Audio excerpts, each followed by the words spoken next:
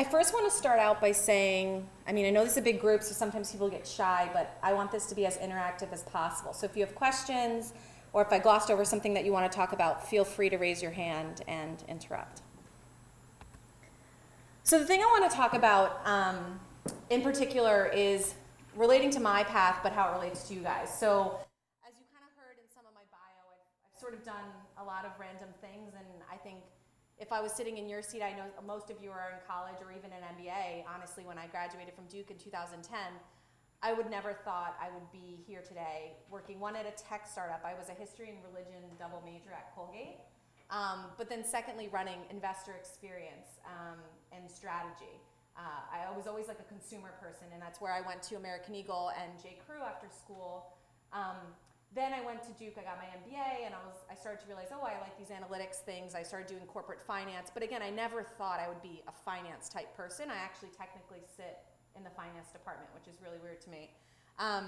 Went to consulting and definitely more quant heavy, and then launched a tech startup. And so I'll talk a little bit about that path. But I think what's really important is to note that it's okay to do so many different things throughout your career, and I think you'll see that. And I think that's happening more and more with people in these generations than maybe you saw with your parents. It's okay that you have a job for 3, 4 years, 2 years, and you jump and do something completely different. A lot of the skills you learn are really applicable elsewhere, more so than you would think. So when I left A.T. Kearney, I started this company, Huckster, which as was mentioned, we got a lot of press and PR. And what was really interesting here is when I started this company, I never had the thought that I was going to be a tech entrepreneur. And I always talk to all these aspiring entrepreneurs and like, okay, how'd you get that idea and how'd you just start it? And for me, it was something kind of different. We had this idea, my co-founder and I actually had worked at J. Crew together. Then she joined me and we were working at A.T. Kearney, and we realized that buying consumer goods without a discount, we had always been in retail our whole lives, was really pretty hard to do. We knew that there were always these sales going on and we didn't have the time to deal with them, but having been at J. Crew for so many years, we always had a corporate discount. So we never had to do all that homework that most normal consumers had to do. And so the idea was just to be able to simply tag products, and it really is more in the fashion apparel space where you're just browsing, right? You don't need this, you don't need that, you're just sort of interested in it, and you'd like to know if it was a good time to buy. And so that was the idea. It was a very consumer-faced idea. But then when we got into it, it was an extremely tech-heavy idea. To be able to scrape pricing and do all of these normalization tactics to match products across sites and compare prices was pretty hard.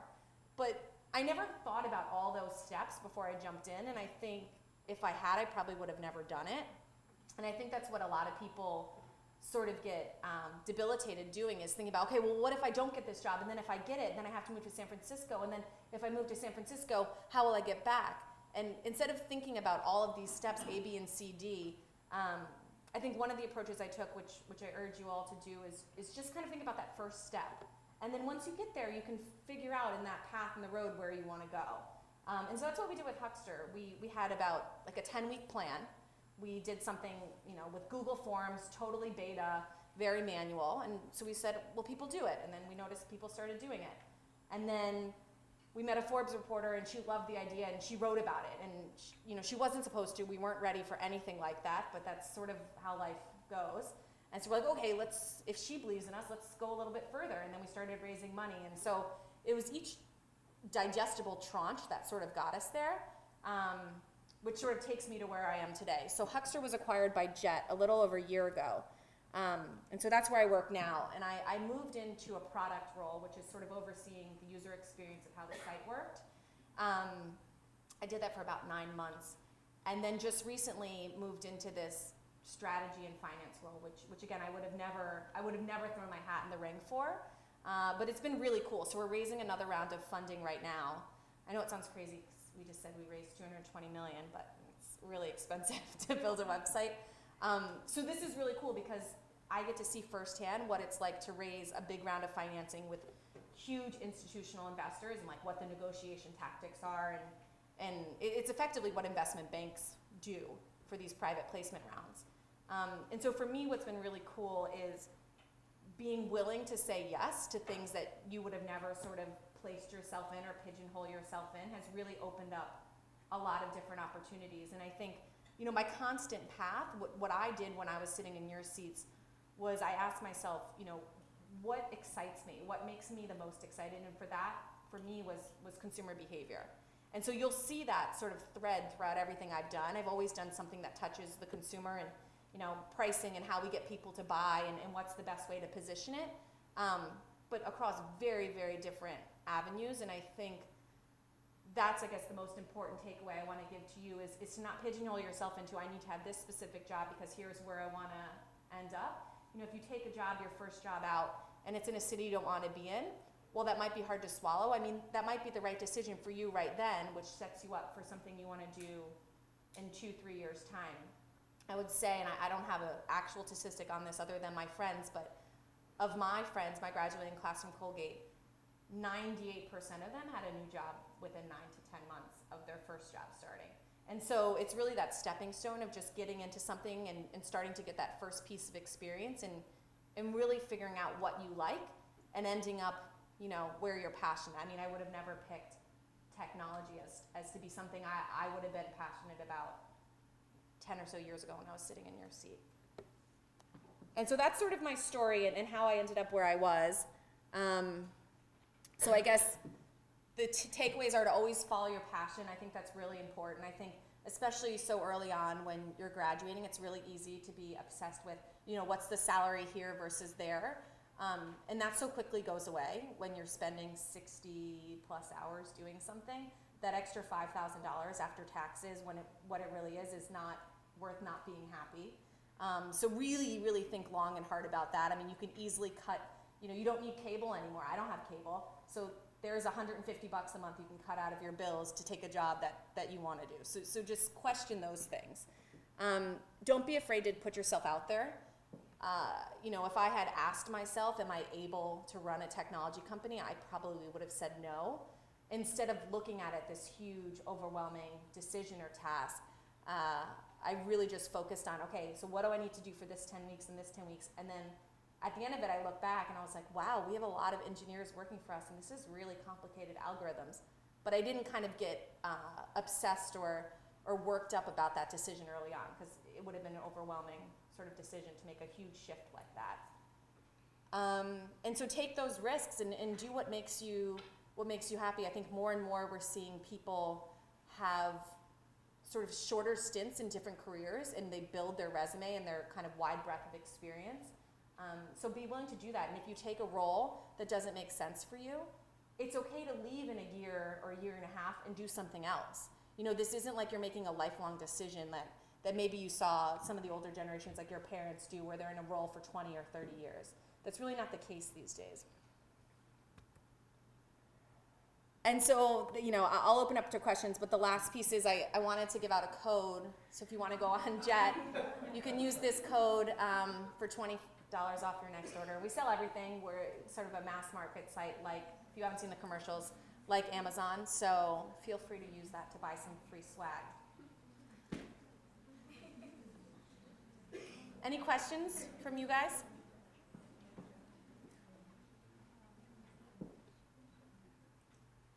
None? Yeah. What would you say is the most challenging part of your career path so far, and how did you overcome it? Yeah, that's a great question. I would say the most challenging piece, honestly, is being confident in yourself that you can do some of these tasks that don't make sense. So for example, I'm not a finance person, and our VP of finance is like brilliant, and he's been doing accounting and finance forever. And you know, sometimes it's hard. I doubt myself. Like I know the numbers, but I'm like, oh, I don't remember if that's above the line or below the line gross margin. And then I sort of like shy away from the conversation. I think the hardest part is for me to really be confident that I'm doing this role for a reason. The CEO asked me to do this role because he knows I either have good instincts or, you know, if I say the wrong number, it's not the end of the world. No one's going to think you're stupid. So I think, especially when you're doing sort of this wiggle of different careers, is being confident in each stage, even if you don't have that breadth of experience across that. That's probably the hardest piece. You got to sort of be comfortable wearing the shoes, even if they don't fit just yet.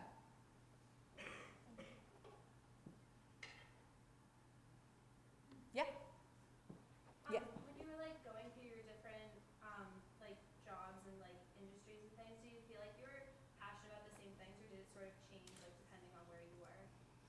No, it definitely changed. I think there's always different nuggets that I always held on to. So, for example, at J. Crew, um, while I loved sort of the consumer behavior side of things, I really loved looking at the analytics as to like, okay, if we went from a 20% off promo to 2 for 50, even though they're effectively the exact same thing, you know, how did that change behavior? And then in consulting, it was similar because I was doing analytics, but maybe it's not on that promo, it was on something else. So I felt like, well, subconsciously, maybe I didn't recognize it out loud, there was always like similar nuggets that kind of tied me to what I was interested in. And you don't really realize it at the time. Yeah. What was the main factor that drove you to change careers to a different business? So going to business school was the biggest piece of it. And so that's another big sort of, I know you guys are all, a lot of you guys are BBAs, so you're probably thinking about it. I mean, I was a history and religion major, and I think for me, when I realized at J. Crew that I really loved the analytics piece of it, but I was good about the qualitative stuff too, I wanted to have a stronger background in the quantitative stuff, and for me, that was the decision to go to business school. It was funny, when I went to school, I felt like a lot of people at school had sort of figured out their whole lives, and when they got there, literally the first day, they're like, okay, I'm gonna interview at McKinsey, and I'm gonna work there this summer, and I'm like, what's McKinsey? You know, I had no idea. I had no idea what consulting was before I got there. And again, that was really intimidating to not, I was like, wait, we just started. Wasn't that the whole point of coming here and figuring out what we're doing? But you can catch up and you can figure it out. And for me, it was very apparent once I got there and I really saw the full breadth of like what jobs exist, that I sort of made that career transition. Because I had opportunities at, you know, the Gap and other people that have MBA training programs in it, and I wanted to do some different. Would you say that your time studying history and religion undergrad has helped you at all, or do you feel like you might have wasted time now that you're doing a completely different career path? No, I mean, I think liberal arts in particular, in my background, it just kind of gives you the critical thought process. So you can take any ambiguous situation and kind of jump into it.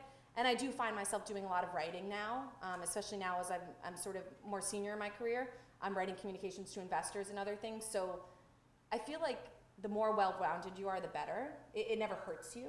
But I think if you're so specific on one thing, either history or whatever, it will be hard to get into the quantitative side of things, but always kind of having that balance. I talked to actually a student from Colgate on the way up. She has a startup and I was giving her some advice. And she's a women's studies and comp sci major. And I was like, that would be such an interesting resume to come across your desk. But you know, I think that well-roundedness is what sort of makes you holistic. I think I saw something over here before, no? Yeah.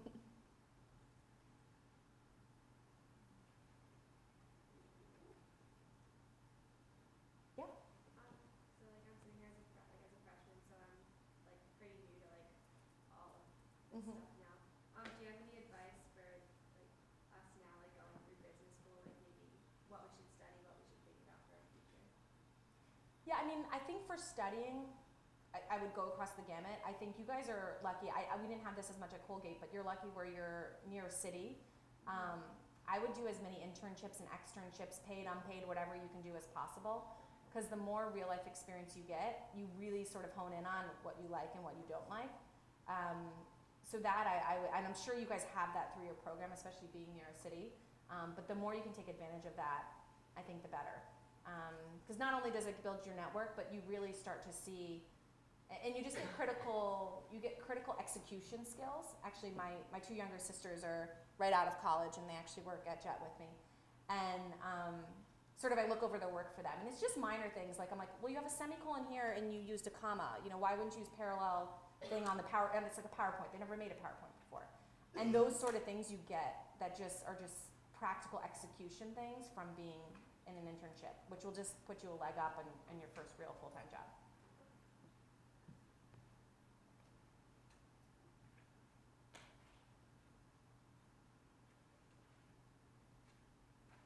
Anyone else?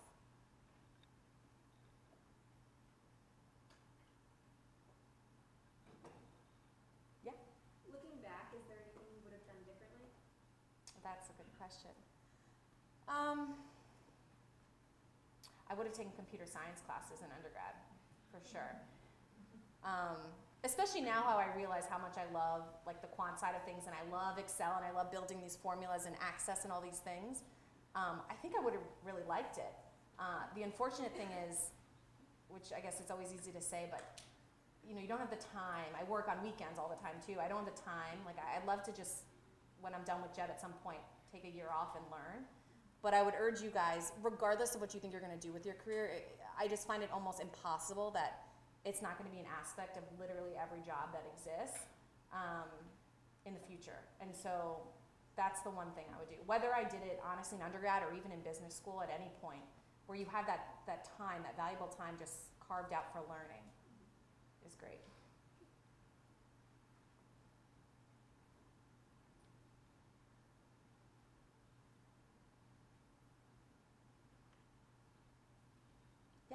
Have you ever faced any challenges as a woman in the industry? Yeah. So I don't know if this is necessarily a woman, although I've talked to our COO, our co-founder, about this, and he agrees. So I'm very type A, and I'm very direct. I just don't see the point in like kind of dancing around subjects. And what I'm learning is sometimes I think because you're a woman, it can be perceived a little bit more off-putting than if a man said the exact same thing. I hate to make it a male-female thing, but whether the whole workforce is going to change in how they perceive things, which is probably a longer shot, or if we just have to be more self-aware as to how we're perceived. And so yeah, like Nate, our COO, can say something completely direct and make fun of someone, and I have to say it in a totally different tone to be perceived similarly. So honestly, that's something I grapple with like every single day. I'm definitely not there, but you know, it's a catch-22, because if I wasn't that way, I probably wouldn't be where I am in my career, because I wouldn't be as driven, and I wouldn't get things done. So that to me is the hardest part.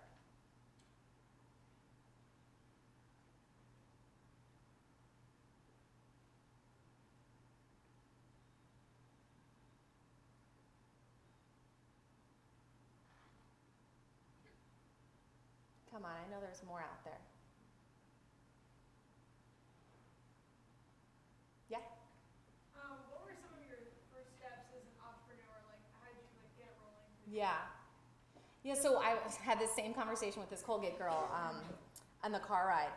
One of the things that was really interesting, so one of my friends is the founder of this company called Yip It, which I don't know if you guys know it, but you know, they've raised a good amount of money. I remember when I first met them, when we were starting our company, they had an office and they had like 40 people there. It was a legit company. And I remember the feedback he gave me when we were talking about price tracking items. He was like, why don't you just manually look at the price every day and then tell people? And we were like, well, that doesn't seem like an innovation or a technology. And so we did it for 10 people, right? It wasn't scalable. But we set up a Google form where you submitted your product, and we manually checked it before work every day. My co-founder and I split it. And to me, that was the biggest unlock, is how so many things you can do. Again, not scalably, but just to prove that it's even an interesting concept that people care about. You can do manually with open source available tools like Google Forms or Google Docs or whatever it might be. Really, even if you're not technical, WordPress, whatever it might be. So for us, it was kind of reevaluating what the goal was. I think originally we were like, okay, we need to get an engineer, we need to do this, and we need to do this. And then the conversation with him was really eye-opening, where we're like, oh, okay, what could we do ourselves? And you can do a lot. Pretty much, I have this conversation with every entrepreneur who's trying to do something, and you can pretty much break any idea down to something like that, for at least a beta test, to just see what the reaction is. So that was the most important learning and first step, was just, because otherwise it's overwhelming to just get started. You know, I need money, I can't find an engineer. All of those barriers are in your way, but this really stops things, or starts things. I have just two questions about how Jet.com works. Mm-hmm. First, you were saying that you raised money to get Jet.com going. Mm-hmm. Does that mean you were getting investments that you later had to pay back, and how long did that take, or were you actually getting donations to make the site work? So similar to how people buy stock in the stock market, we got investments they bought equity in the private market. So these investors now own a part of the company. Okay. And then my second question is, I've been curious about like how, I mean, I read that this is similar to Costco online. How do you get the discounts? Are they something that already exists within the stores and you're just gathering them for people, or are you paying the stores to get special deals? Yeah, so we have about 600 retail partners that sell through our site. So it's more similar to Amazon, honestly, than it is to Costco. So we have about 8 million products right now on the site, and Costco has 3,000. So it's a much longer assortment. And what we do is we basically make it apparent what the underlying supply chain costs. I mean, we don't explain this to customers, it's way too detailed, but the underlying supply chain costs are of this product plus this product. And so we tell you, hey, if you have this in your cart and then you're going to search for a headband or something, we'll steer you to buy the headband that is actually in the same fulfillment center as this. And so to ship something to you, shipping is a big portion of e-commerce cost. It's anywhere from 10% to 80% of the cost of the good. And to ship this is probably $5. And to put a headband in there is another 10 cents. But if we ship the headband from one place and the water bottle from another place, it's $10. And so we get a lot of savings by making the supply chain more efficient. So on average, people save about 5% on us versus Amazon because of the supply chain costs we're pulling out. Because if any of you shop on Amazon, generally speaking, they ship about 1 unit per box. And we're shipping about 2.8 units per box right now.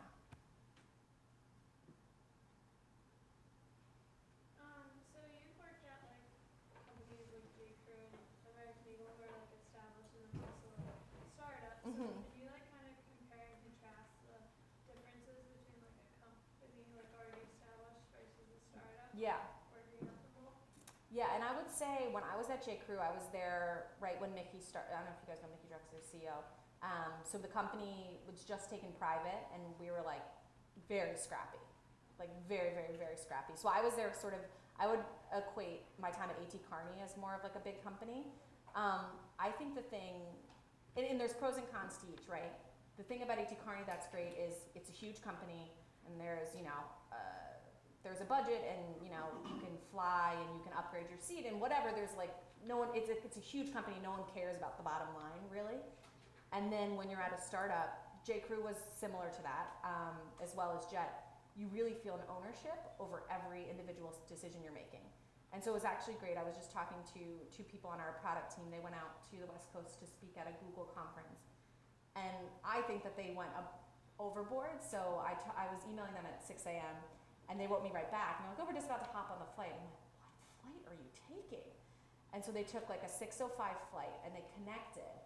And then they flew into like a different airport, not SFO, to save $100. And I was like, guys, you need to make like an ROI decision there. Like, I don't think it's worth you like getting sick. And then they took a red eye back the next day to save $100.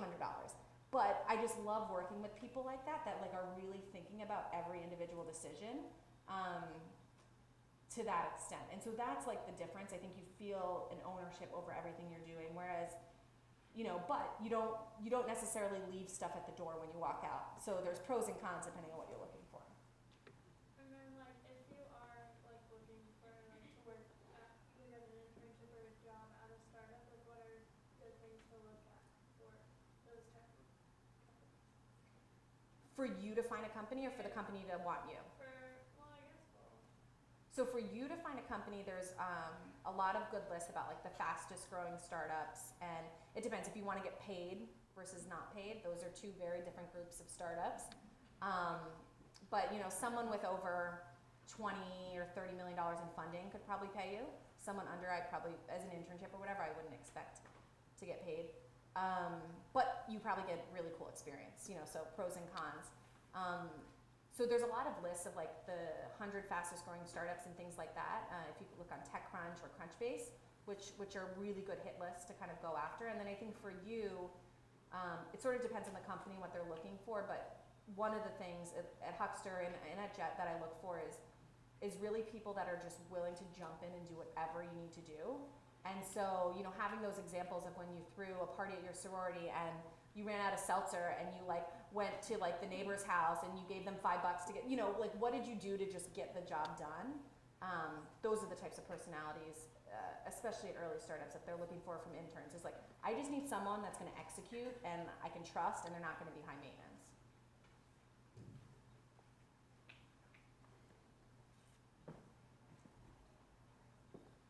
I thought I saw one over here before, no?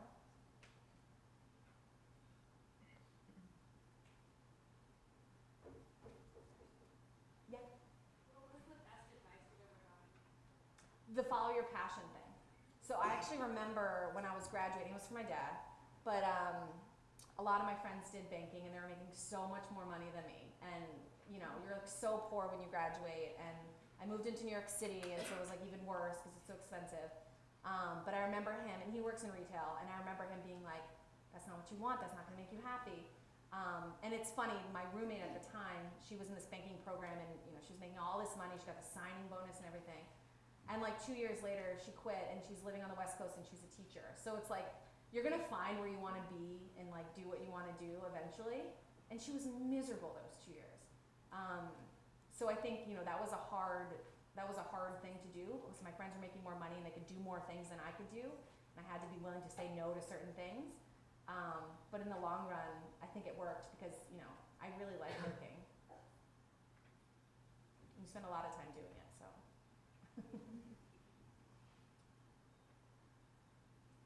Yeah. What's a typical work week like for you? So that really depends on the week. The last couple of weeks since we've been fundraising, so my boss is the CEO and he drives his kids to school. So he doesn't get into like 10:30. So I don't get into like 10 or 10:30, which is really nice. So I go to the gym, but then I stay really late. So we start meetings around 10:30. And usually I'm with him in meetings with investors like 6 hours out of the day. And then I'm following up on questions that we got from investors and usually honestly running the analysis because usually the business owners don't really have the bandwidth to do it. So I'm like, just give me the data and I'll kind of pull it together. So I spend a lot of time crafting communication and storylines, right? Because it's one thing to just be like, here's the CSV export from SQL, and there's another thing to be like, okay, so when you look here, you can see that this is 2x this, and that's really what we're going for, and kind of craft the way they interpret the data. So I spend a lot of time to doing that, and then I travel like 1 week a month. So I was in San Francisco last week. I'll be in Vegas at a Goldman Sachs conference in November. And because, you know, we're lucky enough to be sort of a prominent startup, a lot of them want us to come and speak. And so I usually go with Mark, our CEO, because there's usually either press or investors there.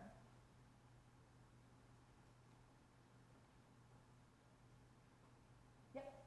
What skills do you think made you so successful in your life today? Well, I wouldn't say so successful, but what got me where I was like, I should be able to talk nicer and like be less direct. That's what I wish I could do. But I think it's just like not being afraid of like doing stuff. You know, it's funny. So my younger sister, as my sisters work at J. Crew, she wants to get promoted, and hopefully none of you know her, and like this doesn't get back to her, but she wants to get promoted, and you know, she's being all shy about talking to her boss about it. And we got an email that the management team is meeting, I don't know, like 4 weeks or something to talk about promotions. And he's not on the management team. He has to get that up to his. So I'm like, listen, if he needs to get bought into it and then get his boss bought into it to speak at the meeting, you need to start talking to him about it now. And she's like, we've been doing this for 2 weeks. And she's like, okay, maybe next week. And she's scared to bring it up because she feels dumb. She doesn't know what he's going to say. I'm like, he's not going to say no, you know? And so, I don't know, luckily I never had that. I would just ask, and yeah, I would be like totally turned down sometimes. But like I look at my sister and I wish she would just go after it because honestly, I think she deserves it. I look at what she does versus someone else her level, and she's been, you know, dragging her feet for 3 weeks. And I'm like, if you don't get that on his radar, it's never going to be brought up in the management meeting. And so I guess I'm always thinking about those things because then it's another year, right? So I'm sort of a few steps ahead to make sure I don't get in that position where I have to have that conversation. I have to wait a year because of the timeline. I'm always sort of thinking a few steps ahead.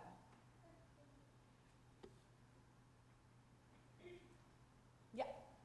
Is there a role model or a person that has like helped shape you as a professional that you are today? I'd have to say my dad. Yeah, he and luckily because he's in retail, I sort of lean on him for like every decision I ask, and especially people stuff.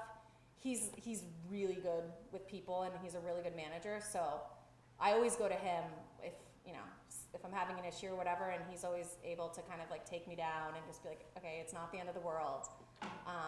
So I lean on him a lot. How did your original startup idea and your original job change after being acquired by Jet.com? Oh, it changed, yeah, a lot. So the startup idea, actually, we haven't even really incorporated the technology yet. In the next 12 months, hopefully we will. So my job just changed drastically. So I became an employee. So I just ran product for first the consumer side and then the retailer side. So I basically built the platform that the retailers use to sell their products and how they set their pricing and control their margin and everything. And I had a boss, and that was all. Now my role is a little more similar to what it was at Huckster, because I report directly to CEO, and I'm sort of like, I have my hands in everything, and I have to know what's going on with marketing, with supply chain, with every team, because I'm going to get any of those questions at any point in time. And I like that. I think I was very happy in my old role, but then when I moved into this role, I realized how much more I really like knowing everything. I didn't like just being like, here are my walls, and this is as far as I can go. I didn't realize it at the time. I was fine, but now I realize how much I like kind of having full visibility.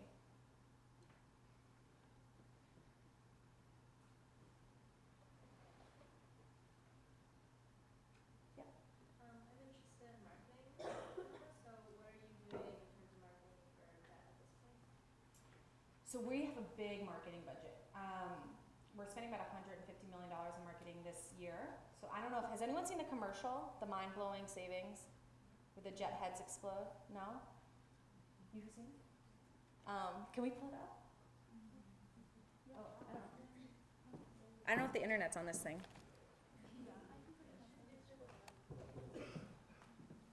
It's just on YouTube. Yeah, I think after that. Oh, okay.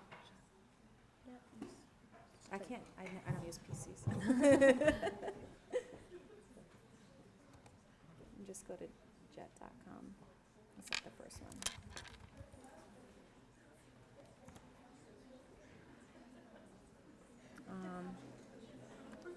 Wait, can you just do YouTube.com/jet? Sorry.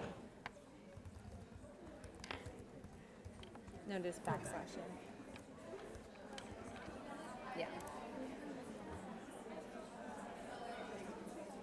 Yeah, this one. Oh, we might not have voice, right? If anyone who's standing up in the back wants to sit up front, we have a lot of seats open. No, we might not.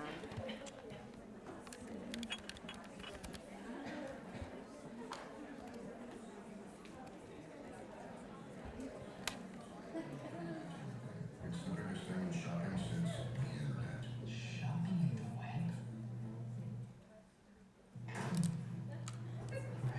Get bigger than credit cards. And all you do is sign.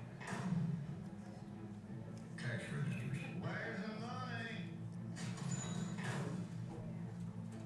So sorry. It's even bigger than the barter system. So I'll just give you these pantomimes? And I'll give you this tiny wooden lady.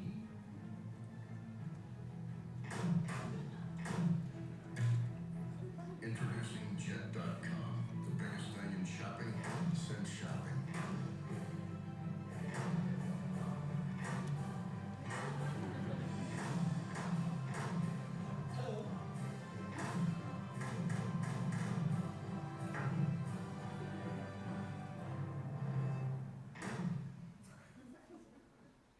So just to answer your question, so we're doing TV, which is definitely most startups don't do initially, but I think since we're going after such a big sort of audience, Amazon effectively, we sort of decided to have an at-scale marketing campaign. And one of the things we're doing, which I think is really important when you're looking at marketing, especially with startups, is you can get Facebook ads or Facebook downloads pretty cheap, but when you want to scale that and spend 3x, 10x, 15x, the marginal cost of those users actually increases dramatically.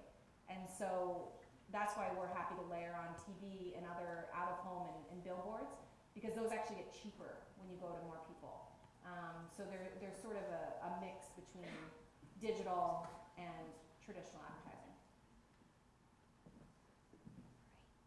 Yeah. Thank you.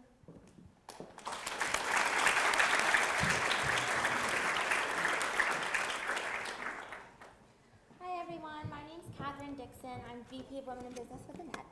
I have the pleasure of introducing Jane Scassetti tonight, and a quick bio about her is that she graduated from the Temple University with a BBA in accounting, and she's a fellow Wildcat with her Master's of Taxation from Villanova.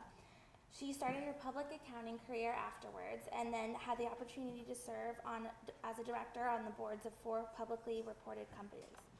She is also one of the founding shareholders of Drucker and Scassetti, where she developed the idea of that client service philosophy on a more proactive basis. And she's earned a plethora of awards, such as one of 2006's Pennsylvania's Best 50 Women in Business Award, the Pinnacle Award, and the 2010 Influential Woman of the Year Award. So if you'd help me welcoming Jane, please.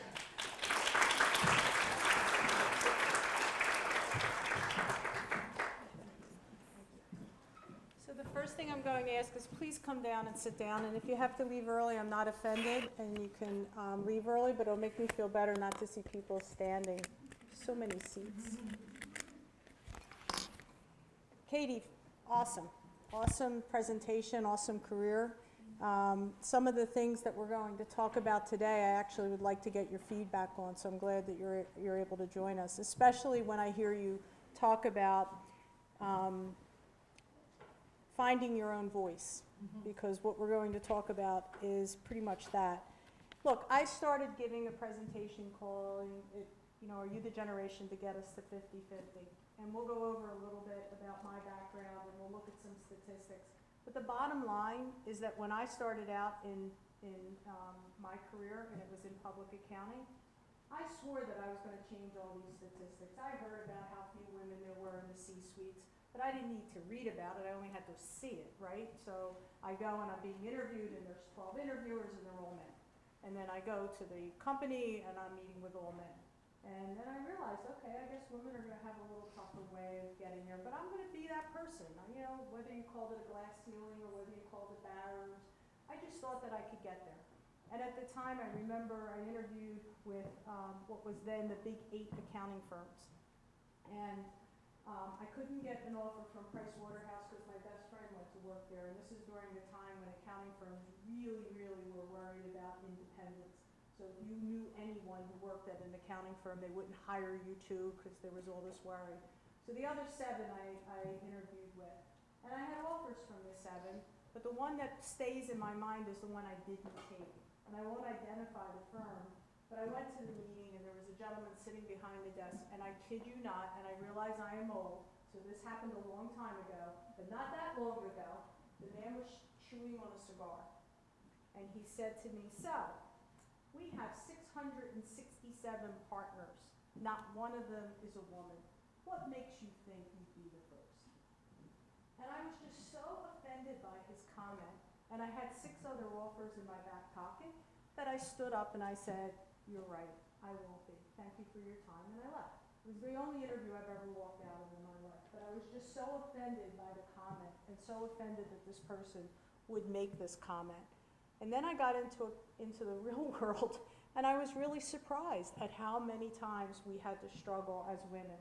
And I guess up until then, I was one of 3 girls, so we took the trash out, and we washed the dishes, and we ran the errands. There were no brothers that did one set of jobs and women did the other. I went to an all-girls high school, so yes, we had basketball players that were women, and the cheerleaders were women. Again, I didn't see a role change in gender. But as I got started in my career, I started to see it. And then I thought, okay, I'm going to change it. And I don't want to join women's groups because I don't want to be the best women accountant. I want to be the best accountant. I don't want to be the best business advisor, woman business advisor. I want to be the best advisor, right? So I didn't join the women's groups, and I didn't make this a big hullabaloo. And I went to the meetings where I'd be in New York at investor conference meetings, and everyone around the table is a man. And at some point, I have a daughter, and now I want to leave to get home to feed my daughter. And we've been in these conferences for 12 hours now, And the guys all go, you know, we've made a lot of progress. Why don't we go out to dinner, have a couple of drinks, we'll feel better, come back and finish this up. And I'm thinking, no, I need to get home. I have a 9-month-old at home. And just trying to juggle all of those kinds of things led to me to realize that I've not done you any service.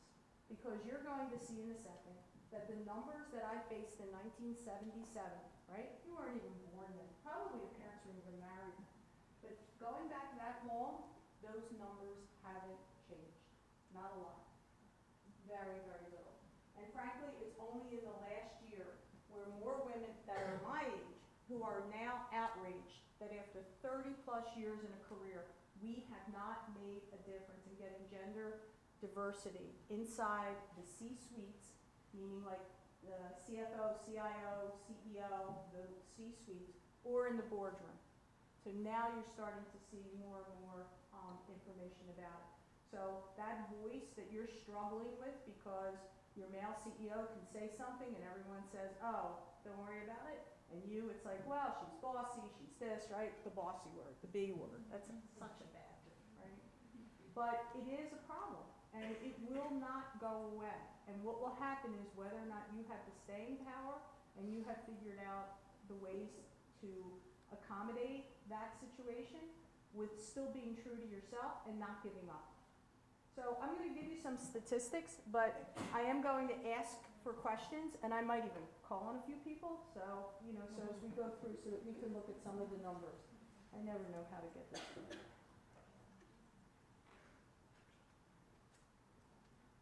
No, we're not doing this. Help. I pressed every button. Oh, except the one on the back.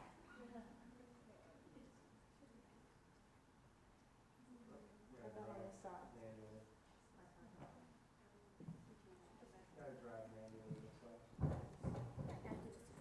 Yeah, I'll just do it.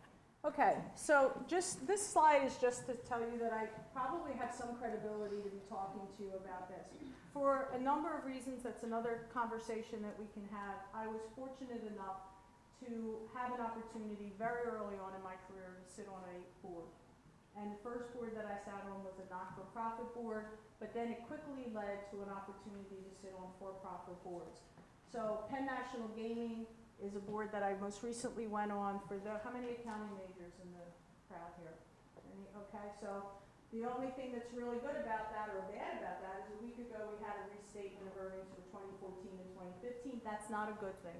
You never restate earnings when they're good. You only restate earnings when it's bad. And as a new audit chair, that was a real wake-up call for me, but it's a lot of fun. And Pep Boys, maybe some of you saw, was sold today to Bridgestone for a little under $1 billion. So I had a weekend of conference calls on that issue. Mathematical Policy Research, a dynamite small not-for-profit company, 1,100 employees. Everyone there is brilliant. I really mean that. What they do is rigorous research to determine whether or not certain studies or certain government funding is backed by studies that it would make a difference. So I also sit on Temple University and Salish University. So I do have board experience, which is very different than running a company, because when you run a company, you're involved in the everyday management. When you're a shareholder of a company, you own the stock, or you own, if you're at private equity investors. But when you are on the board, you provide oversight, which is very, very different. So I think why should we care about what I just talked about? Well, it's interesting. Almost all the studies, and there have been a number of studies now, the Credit Suisse was the largest study, has shown that having women on the board improves the financial performance of the board. The Credit Suisse study was of over 2,300 companies, where they looked to see whether or not what their net income growth was. They looked at revenue growth, they looked at return on invested capital, ROIC, things that you're learning in finance. They looked at, and probably the only statistic we put up here is that the net income growth was 14% with companies versus no women directors at 10%. The percentage of women in the workforce has increased from 32 to 61% from 1948. Men have declined. women control 12 trillion of the $18.4 trillion consumer market. And I bet, Katie, you find that, I'm going to imagine that your statistics on women. So we control the market. Even at Pep Boys, the number of women who control when they take their family cars for inspection is overwhelmingly positive versus men. And yet, we struggle to have women in any of these positions.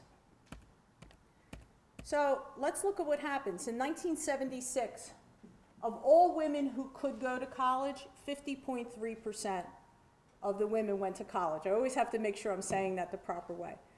About 47.2% men, which means more women were going to college than men. In 2012, that number got even bigger, 71% to 61%. That's the last statistic I have on that. College graduates in 2000 to 2010, 57% were women.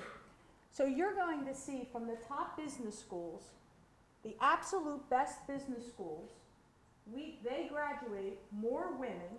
Is your alma mater up there? No. Okay. Including hers. They graduate more women than men. I think we're actually like 52 or 55% women. They all do, okay? You can go across the board. Eric is our marketing director, Eric Elmore and I. We looked at this, every top business school. Now, why is that important? That means there are women who can come into the entry level. There are candidates that are qualified to run companies. There are candidates that are qualified to sit on the boards. They're educated. We know that because they went to the best business schools. Forget where they went to school. We know that we are educating women. It's not a supply issue. We have the supply. But here's what happens. So this funnel starts, and the entry level is pretty wide, right? And a lot of women start at the entry level. And there is actually statistics that back this graphic that show at each level, women seem to drop out. Now, how many of you read Sheryl Sandberg's book? Right? Decent amount. I didn't agree with everything she said, but there were a lot of things that she said that were very true. And one of them is that women take themselves from the table before they need to. They're already thinking about, you know what, maybe I can't do it. It's your sister. It's your sister thinking, I can't go in and tell this person that I'm really good at what I do and why you shouldn't want to leave me and how you've invested so much in my training that wouldn't it be great if you promoted me? I have watched in my career, this is amazing. An opportunity will come up in our firm or an opportunity at one of these companies. And I can tell you now how many men will raise their hand and ask if they could do the job, and they have zero qualifications to do it.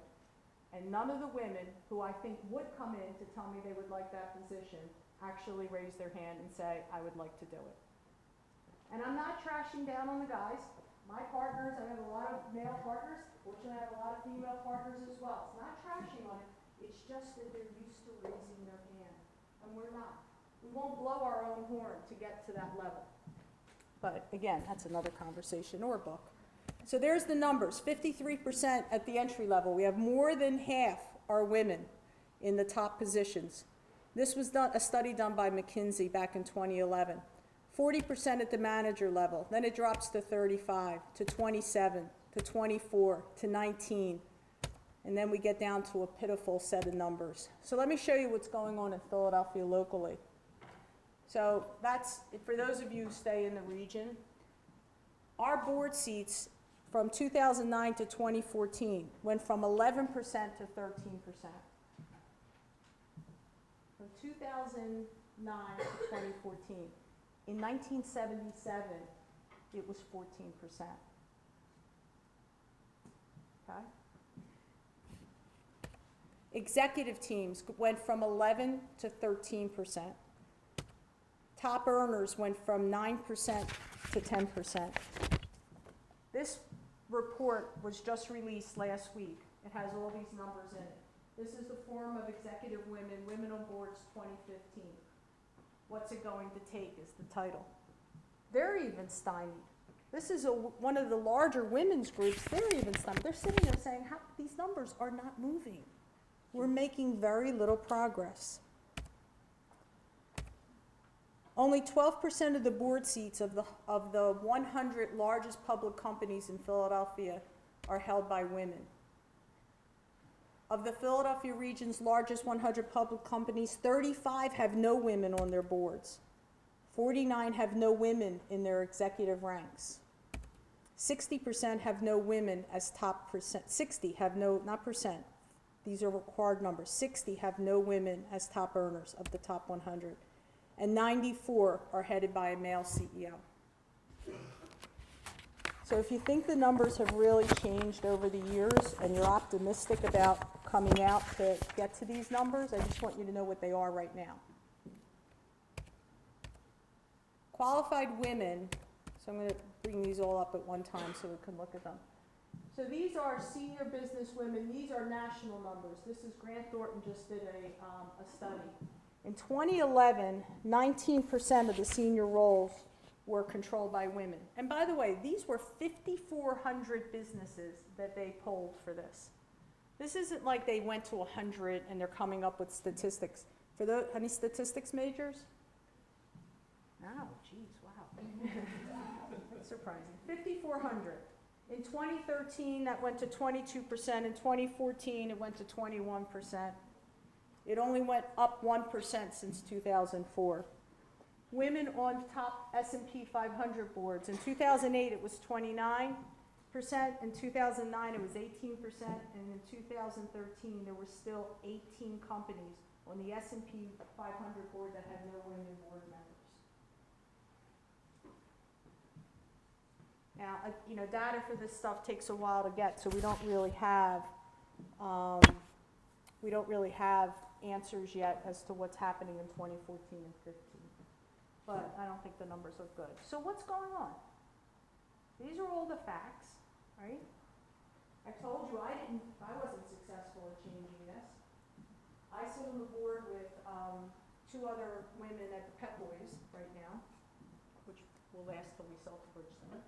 I can see a big difference. There was a study done about 3 women on a board. It was called Tipping Point. And the premise of the study was done by a woman named Vicki Kramer out of Harvard. And the premise of the study is there a difference when you have 3 women on the board versus 2 women on the board? Or 1 woman on the board? And I can tell you that happened to me. I actually experienced it. I can tell you when there was 1 woman on the board and I would say something, they literally in front of me would say, well, she said. And I think, wow, she said. And then there were 2 of us. And then it became, well, they think. And then there were 3 of us. And then it became, what did you say? And then gender went out of the room. But it took 3 women out of a board of 7, 8 to 9, usually it's 7 or 9, for that difference to suddenly take place. And I have some great stories that are almost sad to tell. This is a true story. I'm sitting at a table and I'm with the governance committee and we're looking for a new board member. And this did not happen that long ago. And they're passing down resumes, and the resume has a picture and then a description. So the first one comes and they say, this person, you know, there's Katie, and Katie has retail experience. You know, we're thinking about developing our retail. We should probably look at Katie more. And I apologize, I used Katie, I didn't even realize. So they would say, here's Jeff, and Jeff has retail experience. So I'm looking, Jeff has retail experience. We should think about Jeff, put Jeff to be thought of at a pile. A couple minutes later, they hand out another one and they say, here's Eric. And Eric has marketing experience, and we already have someone in marketing, so they take Eric's resume and they put it in the discard pile. And this goes on, and we're looking at different skill bases.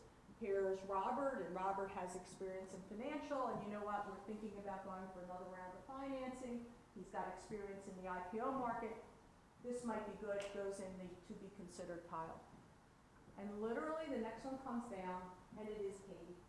And they say, this is Katie, and she has experience in finance and in retail, and we already have a woman. And they put it in the discard pile. And I'm sitting there, I'm thinking, did we just do that? Like, I'm right there. Like, did they just take this woman and take her resume and and disqualify it because she was a woman. So, you know, you ever know when you really want that comeback, right?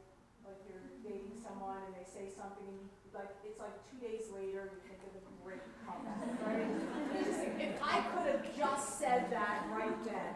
Well, I had the luxury of about another 20 minutes in this meeting to think about this. And the whole time I am fuming.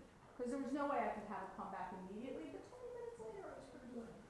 Because when the next time they handed a resume, before they said, this is Jim, and before they could say anything else, they said, oh, Jim is bald, we already have 2 bald-headed men, and I put it in there. But I got my point across. But that really happens. And that's where you don't keep your voice down. That's where you don't soften it so they can hear it. And the art of communication is that you want the person to be understood. But every once in a while, it's fine to give a little punch. But the way you did it, though, like you didn't react right away, and you made it funny, but still got your point across. You know? I do think that we don't use humor as a society enough to soften what it is we're trying to say. Because most people don't want to be mean. I really don't want to say, are you an ass? Are you a jerk? Did you really, like, maybe I felt that a little bit, but that really wasn't going to be the way I can communicate. So I often do try to find a way for someone to be able to hear me. And most people, if you show them their behavior, that how outrageous it is, but you do it in a way that's not as confrontational, usually they get it. These are bright people. They're not stupid. They're sitting there going, yeah, did we really do that? And I think that helped get more women on that board. One of my other stories that happened, and again, these did not happen that long ago. There were 2 of us sitting on the board, 2 women sitting on the board of 9. And we had been going at it for a couple of hours, and one of the guys said, hey, you know, can we just have a break? You know, we haven't used the restroom in a while. And everyone said, okay. And the ladies' room was on this side of the building, and the men's room was on this side. So we got up, and this woman and I started walking to the ladies' room, and I said, Shannon, how are your boys? She goes, oh, they're great. My other one's going to college. This one started high school. You know, we're chatting about her sons. How's your daughter? Oh, my daughter's doing fine. And we're chatting the whole way, and we come back. But right before we had left the meeting, we had been discussing a very thorny issue. So we get back at the table, we're sitting there, and the next thing I know, the chairman's gone on to the next issue. So Shannon and I looked at each other and said, wait a second, we didn't decide what to do about this other issue. And they all immediately turned red and looked at each other. When they went to the men's room, they came to a decision. They continued the conversation, they talked among themselves, they resolved the issue, and they completely forgot about us. Okay? Now, they were embarrassed. We made sure they felt really badly about it, right? But at that point, I have credibility. I'm already on the board. It would be tougher to just point it out, but that's what they did. And they weren't being mean. They just walked away, and one of them said, you know what we should do this. And they said, hey, that's not a bad idea. All right, well, why don't we do that? Okay, that sounds good. And they got back to the table, and they moved on to the next issue. Difference between men and women, too. Because women, when we got up, I was more interested in this person to discuss their family life. You don't always see that. Sometimes there is that part of women that have different parts of their brain working in different areas. So you tell me. I just told you a couple of stories. I told you what I'm seeing. You're up against this. How are you going to make a difference? Somebody's got to get us to 50-50. There are so many groups. I'll just tell you this. There's the 30% Coalition. There's the 30% Club. There's another group that's the majority in 2020. None of them are really trying for 50-50. They just want to get to 30%. And they're going to feel good at it. And yet, study after study shows that if you have women in the C-suites or women on the boards, the companies perform better. And we haven't even touched on gender, ethnicity. Diversity on ethnicity, which is another whole piece that is so important. But I always feel that if you're disenfranchising 50% of the population, actually we're a little more than 50%, then that's a real problem. So give me ideas. What do you think? Here you go. So I was reading that like in a home life that the wife tends to do 3 times the amount of chores and caretaking the children than the man does. So I think part of it is just having a conversation with that. Because you led with one of your things about how you had to get home to your children to take care of them, whereas the men they could just keep going. It's because I think so that's sort of the source of it. I think is that the home life responsibilities are not 50-50. The women have way more of a responsibility at home. So I think that's. I'm just smiling because there was a piece of this presentation that we cut out for time. And the piece of the presentation, go Google Harvard study and women and gender diversity, okay? Harvard did a study, and what they did was they asked undergraduates, 18 to 24, how many of them think, and they divided them up by men and women. So they asked the women, who's going to take care of the children in your family? And then they asked the men, who's going to take care of the children in your family? And it was amazing. The numbers were very consistent with how many men thought that their wife would, and how many women thought that that the husband would have a percentage of it. And then what they did was they went back like 8 years later, I think it was, something like 7 or 8 years later, and said to them, so what really happened? So when you graduated, you said 50% will be me and 50% will be my husband. And then later they went back and asked you, what was it? And it's like 75%, 25%. So even when you expect it, you better have a really clear understanding. Because even when the guy said, oh yeah, I'll do 50%, later, how much are you doing? Not too much, more like 20%. And it is a problem. Any of you ever see the email chain that goes around, husband and wife says, you know what, I'm done with TV, let's go to bed. They both go up to bed, and the husband goes up to bed, takes his hands off, gets into the bed. This is sort of trashing the guys, I apologize. Gets into bed, goes to sleep. The woman goes into the kitchen, she makes lunch for the children for the next day, locks the back door, puts the cat out, puts the alarm on, goes upstairs, starts a load of laundry, washes her face, gets changed, and gets in bed. Okay. But you had another question. Well, I think in conjunction with that, like, if the children are seeing the parents having an equal role in the household, then that starts to change the mindset that the mom is supposed to do all of the work for the children, or most of the work in the household, and then that makes it so that when the children are older, the girls then feel like they're entitled to have the same position as man, and then the boys don't see women as like having to take care of You their have brothers? I don't. So somebody would tell me whether or not it was an even split boy and girl in the household, because it could be a perfect idea, I just don't know. I actually do come from a household where my parents actually, luckily they can do 50-50, and I think I'm very grateful for that. And I do have brothers, and fortunately seeing my parents both do what they can and such an even out, I think it did help, because if I wanted something, my brother wanted something, just because I was a woman, that doesn't mean like anything else. It just means like we both want something, we can both go for it. That was a real gift, it really was. And again, I think you're absolutely right. I just don't always know, because there clearly were, I didn't have any brothers, but I have friends who had brothers, and I still saw that difference. So husband and wife would have to really make that effort, though I think there is a greater sensitivity, and I want to hear from some of the guys, a greater sensitivity today to have that equality.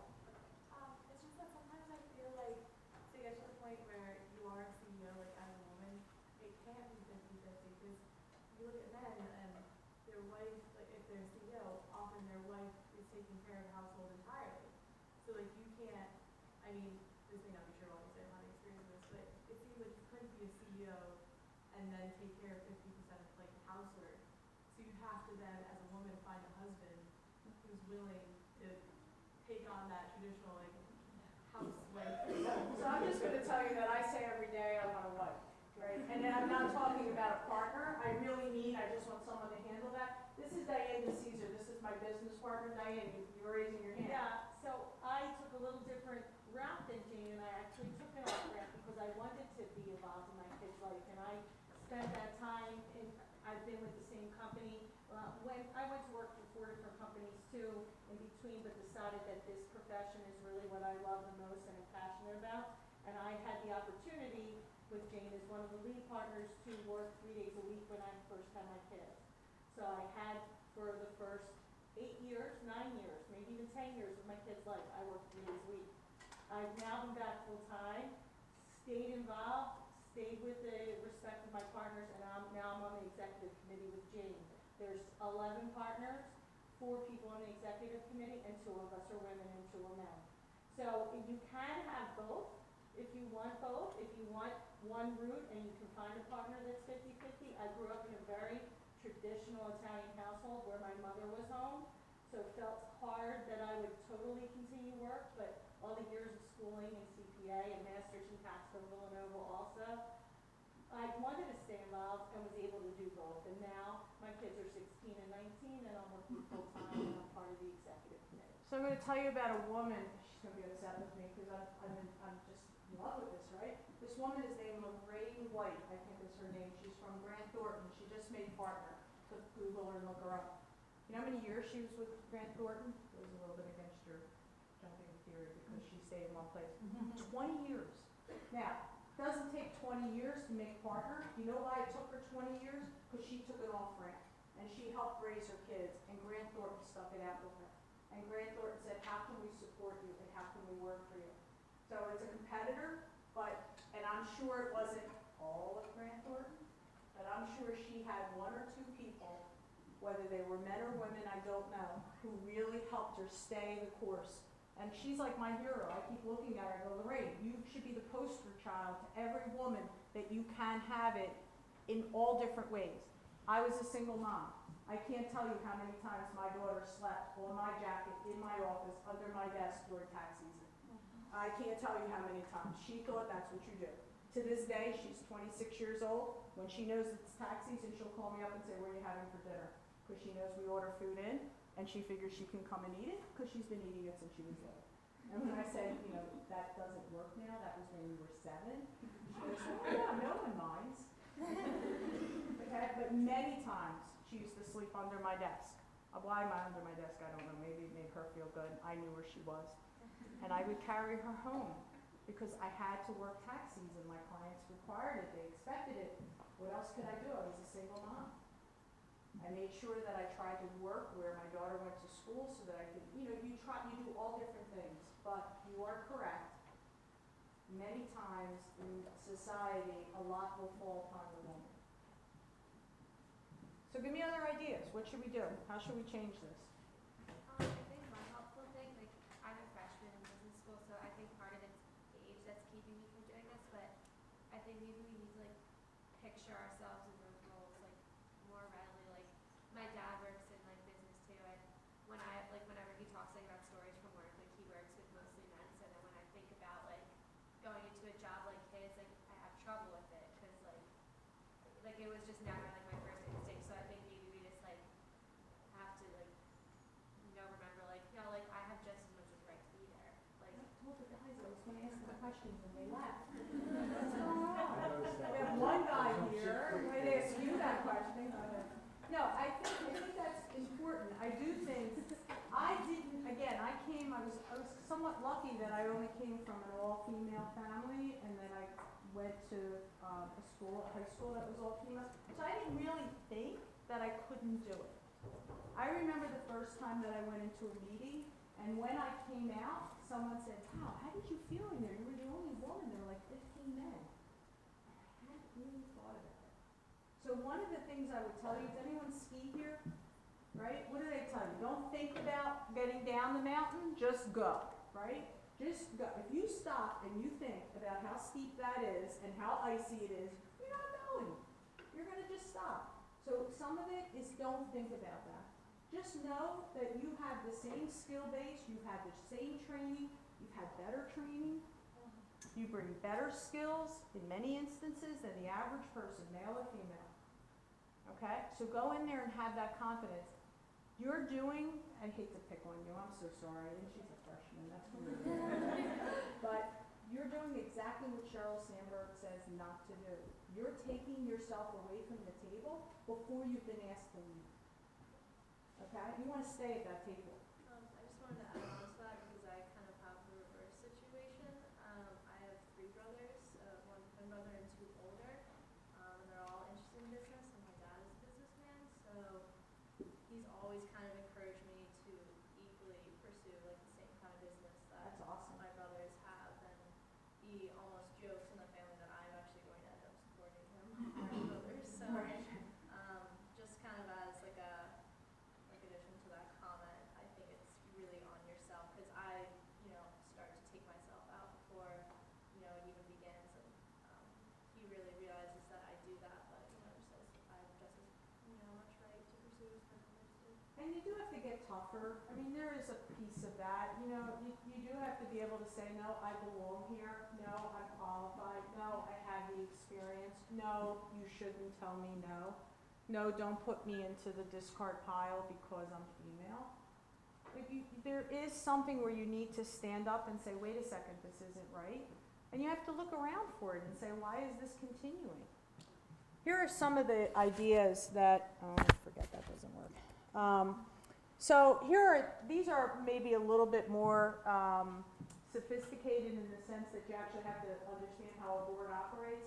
But the governance committee picks board members. So I said I sat on Temple University's board. Temple University has had a very difficult time with the Cosby incident. Here is a man that was extremely devoted to Temple University, and now the reports are absolutely horrible, right? Bill Cosby now resigns from Temple University board. We used to have 5 females on the Temple University board. We now have 3. So I start a campaign, and I want the Cosby seat filled by a woman. And all the men on my board are telling me they want the seat filled by the best person. And to that, I say, both. The best person is someone who's female. Because we need a change in the way we think. We need diversity of thought. If everyone around the room is bald or gray-haired, you're not going to get the diversity of thought that results in better strategic decisions that need to be made by a board. I just wanted to add to that. I think it was in a Scandinavian country or 2 of them. They require a quota for businesses to have about 30-70, I think. Yep. Men. In Europe, that's very common. Right. And then once they reach that goal, they took the quota away. They said, we've reached it, it's fine. And it actually grew to that 50-50 because the businesses discovered that it was working. So I'm going to get to your point in 1 second. Finish my little piece on Cosby because it relates back to that. So Tamron Hall was just elected to the board at Temple University. So we got the woman in the Cosby seat that became available. But it was not easy in order to convince the guys that the best candidate happened to have a skill set that that person can bring because of their gender. So the European studies have required quotas. When they first came out, there was a big hullabaloo. Oh, this isn't good. Because in most of the public companies in Europe are family businesses. And all they're doing is they're bringing their sisters and their mothers onto the board. So you're really not getting gender diversity. And I heard that for about 2 years. We belong to an affiliation, an international affiliation called GGI, Geneva Group International. And every time I go to their seminars, they would tell me that. Don't believe it. It's not going to lead to anything. That's not what the studies are showing. The studies are showing that with quotas, they're getting closer to 50-50. Now, that's a whole different argument, right? That's like, we've had that with college entrances for years. But I will tell you, you are seeing those numbers in Europe. You are absolutely right. It's not just Scandinavia, it's all in Western Europe as well. So one of the ways is that you want to make sure that the nominating charter is saying, where are the women? I sat on the search committee for a public company, and the search was done by a headhunting firm called Spencer Stewart. Spencer Stewart's one of the biggest, and Spencer Stewart is one that absolutely trades on the fact that they want more women on boards and in the C-suites. They sent us, the search committee, 17 initial resumes to review. How many do you think were women? None. I called the woman running the search. I said, are you kidding me? You couldn't find like one woman and fake it? Like just make me feel good? Did you really think I was going to accept 17 resumes and all of them are men? So they did. They sent me 5 that included women. What do you think the chances were that one of those 5 were picked as CEO? So this is some of the things that you want to do, which is you need to demand that women are part of the pool, and you need to understand that that everyone had to start somewhere. Because the other complaint that you often have leveled as to why you're not picking women is they don't have experience. They can't get experience unless you pick them. You won't pick them because they don't have experience. Doesn't work. Someone had to take a chance on me. This is something that I'm pushing for a lot of the meds and eds here in the city, which is let's allow women to sit on committees. The way boards work, just real fast ABCs of boards, usually there's committees, an audit committee, a finance committee, a governance committee, and a compensation committee. And members of the board sit on those committees. Most of the decisions are made at the committee level, and then they are brought to the board for final approval. Most of the meds and eds boards will allow for non-board members to sit on committees, which gives women a chance to see how a board runs, to get that board gravitas, to understand, don't sit in the wrong seat, when you're supposed to say the right thing, how you're supposed to say it, what's the tone of voice. You learn all of that with an opportunity for someone to see you and see that you're available to move up into a board position. So, one thing that we haven't talked about, and we got a few minutes and I don't want to hold you guys up any longer, is how can the universities help? How can, as you're studying, what is it that you want to hear? How can the business community help you while you're in a university find an opportunity to get your voice heard? Any ideas? Or anything you're facing that you're finding that is frustrating?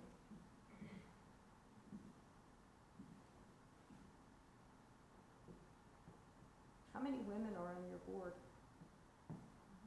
None. How many men? 4. 4. Maybe you'll be the first. Yeah. There you go. And it's a retail. Yeah. So if women aren't getting on retail boards, None of our investors are, we have 1 female investor so out of 50. do you have angel capital or are you at the private equity level? Private equity and VC. Okay, so your VCs, mostly all male run, right? There's a Help them bunch out, VCs is venture capital. So, sorry, and angel capital is the first round, well, it's usually the second round of financing to come into a company. And they are still male dominated. I saw a question, comment? Go in here.